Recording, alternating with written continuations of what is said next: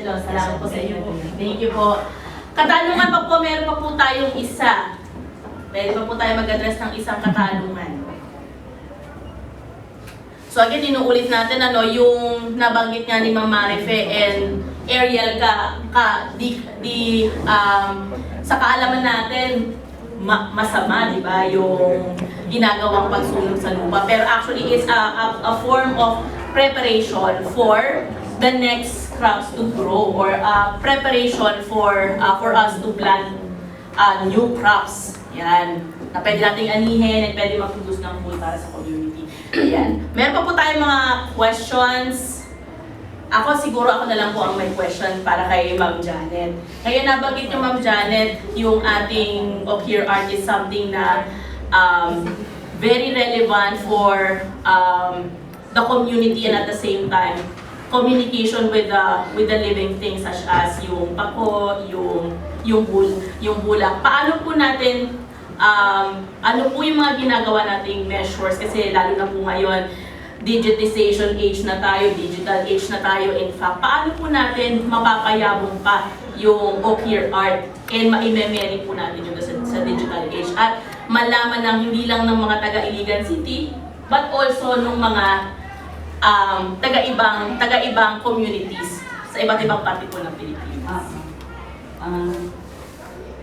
Kaya nga, I want to disseminate this by art.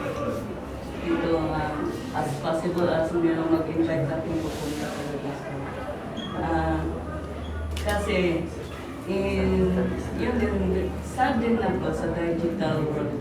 Pero hindi unlike AI, sad din ako dahil mawawala ang mga traditional arts na. No. Kaya we have to impose or we have to disseminate ano talaga ang paggawa ng pag-draw. Basically, yung drawing. Kasi hindi tayo mag-create pag hindi tayo mag-draw. So we have to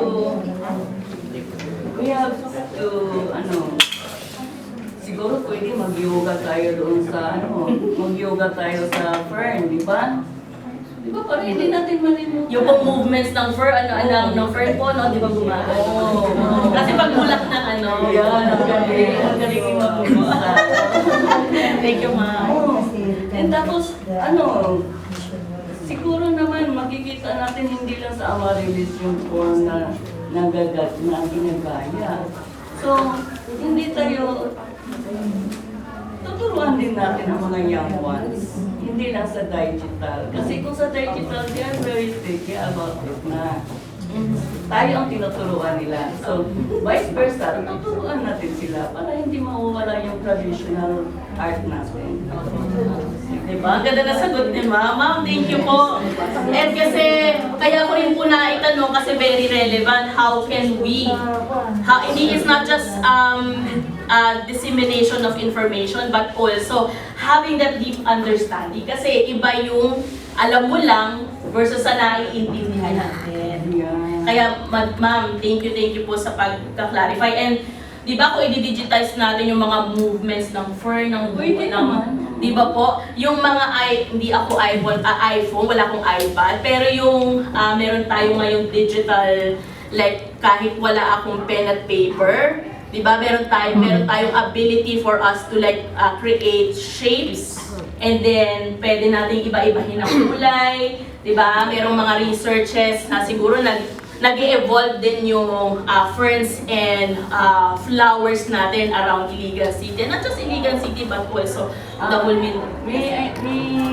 para hindi natin malilimutan, nalimutan ko na nung sasabihin kanina na ang colors ay may significance. Oh, yes. Exactly, ang colors. Kasi hindi mo pwede mailagay yung green sa itaas kung sa Maranao art. Kasi yung green, nagsisimbolize yun ng slavery. And tapos yung maroon, yellow, yun ang nagsisimbolize ng Royalty. Royalty. Iba-iba kami sa stages ng society. And Tapos hindi natin pwede i-identify ang self natin na ibali kung magmalong tayo, mag-choose tayo ng white malong. Kasi I like white, I like medicine na siya. No, kasi ang white is a symbol of death. Mas maayo pa na, mas mabuti pa na black. Kung gusto mo ng monochrome. Yun. Iba-iba. Yung sa payong-payungan ng Muslim dance, alam mo, yung nagpapayong, green yung malong nila. Kasi slave siya ng queen. Kung mayroong mga festivity, kung mayroong mga festivity na nag-wear as one, ang slave ng golden, ng ganito, ng mga maroons, something deducted yung sa mga points. Sa mga festival ng Dasba, deducted yung sa mga kasi wala silang alam sa ginagawa nila.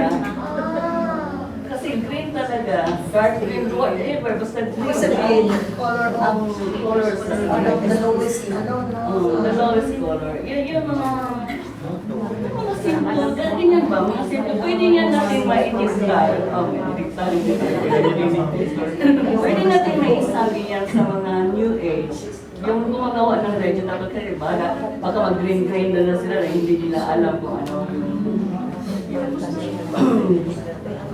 anong definition ng kulay na yun. Diba? Thank you po.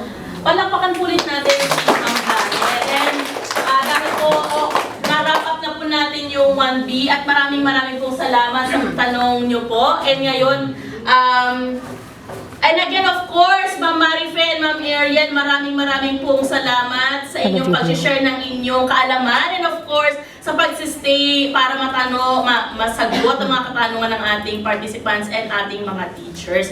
And without further ado, ayan, maraming salamat po. Okay. Thank you so much po. Thank you po.